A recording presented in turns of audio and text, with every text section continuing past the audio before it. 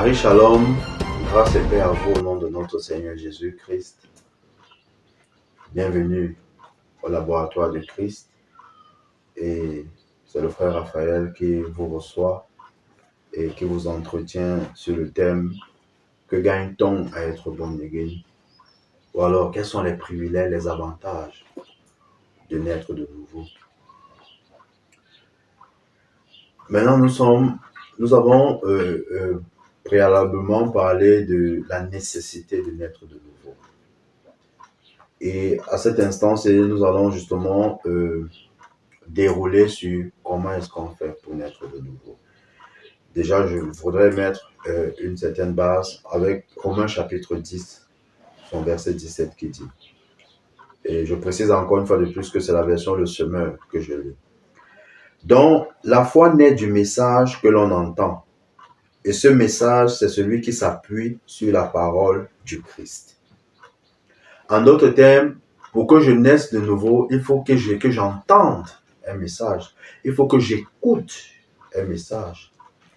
Et nous avons vu l'exemple avec Pierre chez Corneille où il prêchait Jésus. Il a parlé de l'œuvre que Jésus a accomplie à la croix en mourant déjà pour les péchés de l'humanité et en ressuscitant justement pour amener l'humanité à une nouvelle époque, à une nouvelle nature en fait, qui était de la nature du péché à la nature de Dieu. Donc, c'est le message. Nous pouvons prendre un autre exemple dans Jean chapitre 4, où Jésus qui rencontre cette femme au puits et qui lui dit ce qu'elle fait là, c'est Marie, et celui avec même qui elle est n'est pas son mari. Et elle va raconter au peuple, à son entourage, et elle dit, c'est un prophète. Parce qu'il lui a dit, lui a parlé un peu de sa vie. Et quand ces gens sont venus, ils ont écouté Jésus, et ils ont dit à la femme que ce n'est plus parce que tu nous as dit qu'il a parlé de ta vie, mais nous l'avons écouté et nous avons cru. Et ils ont demandé à Jésus de passer encore 2 jours avec eux. La Bible ne dit pas qu'il a fait des miracles. Il leur parlait et ils ont reconnu que c'était le Messie envoyé de Dieu. Donc, pour naître de nouveau déjà, c'est le message.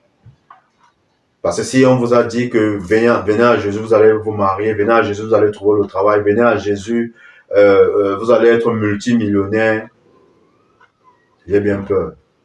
Et que vous avez accepté, ou bien parce que vous êtes malade, et on vous dit acceptez d'abord Jésus et on va vous guérir, et vous le faites justement parce que vous voulez être guéri, j'ai bien peur que vous ne soyez pas nés de nouveau.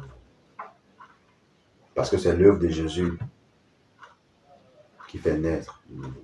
C'est d'accepter l'œuvre de Jésus. Et sans intérêt dans ce sens de je veux me marier, je veux avoir un bon emploi. Parce que la preuve, c'est que tu n'as pas besoin de Jésus pour avoir un bon emploi. Les gens vont postuler dans les entreprises. Les gens vont même voir les marabouts. Des gens usent de corruption. Peut-être d'autres donnent leur corps pour avoir de l'emploi. Donc, vous n'avez pas besoin de Jésus forcément pour avoir de l'emploi, pour avoir un mariage, pour avoir, je ne sais pas, une voiture. Il faut aller travailler, économiser, vous aurez ces choses. Mais ce que Jésus donne, c'est la vie éternelle. Ce que Jésus procure, c'est cette paix que personne d'autre ne peut vous procurer. Alors, c'est le message justement de l'évangile, de l'œuvre de Jésus à la croix qui fait naître de nouveau. Nous ouvrons Jean chapitre 1. Jean chapitre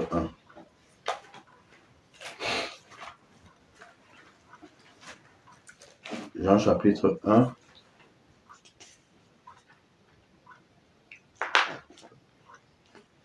Nous voyons, passer verset 12. Il est écrit, certains pourtant l'ont accueilli, ils ont cru en lui. À tout cela, il a accordé le privilège de devenir enfant de Dieu. Vous voyez, il dit, certains pourtant l'ont accueilli, ils ont cru en lui. À tout cela, il a accordé le privilège de devenir enfant de Dieu. Donc, pour devenir enfant de Dieu, pour être né de nouveau, il faut croire en lui. Il faut croire en Jésus, il faut accepter l'œuvre de Jésus. Un autre passage. Nous revenons à Romains chapitre 10. Romains chapitre 10. Verset 9. À partir du verset 9. Je lis. En effet, si de ta bouche, tu déclares que Jésus est Seigneur, et si dans ton cœur, tu crois que Dieu l'a ressuscité des morts, tu seras sauvé. Car celui qui croit dans son cœur, Dieu le déclare juste. Celui qui affirme de sa bouche, Dieu le sauve. En effet, l'Écriture dit, celui qui met en lui sa confiance ne connaîtra jamais le déshonneur. Alors, si tu es là, tu m'écoutes, et que tu veux naître de nouveau, voici la procédure. L'apôtre Paul nous dit, si de ta bouche, et tu peux faire cette prière, tu peux faire cette déclaration avec moi pendant que tu m'écoutes. Dans Romains chapitre 10, verset 9 à 10, il dit, si de ta bouche tu déclares que Jésus est Seigneur, et si dans ton cœur tu crois que Dieu l'a ressuscité des morts, tu seras sauvé. Car celui qui croit dans son cœur, Dieu le déclare juste. Celui qui affirme de sa bouche, Dieu le sauve. Voilà la prière. Voilà la confession, la déclaration que tu fais. Que oui, Seigneur, je crois dans mon cœur que tu as ressuscité Jésus-Christ d'entre les morts.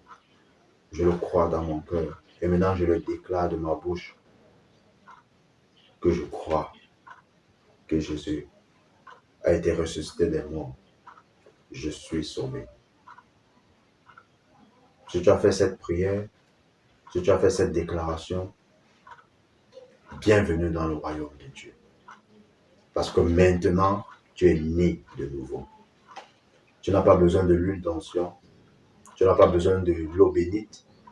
Tu n'as pas besoin d'un talisman ou alors d'un parfum qu'on te donne pour mettre dans ta maison pour une certaine purification ou bien pour laver la malchance. Non. Si tu fais cette prière, tu es né de nouveau.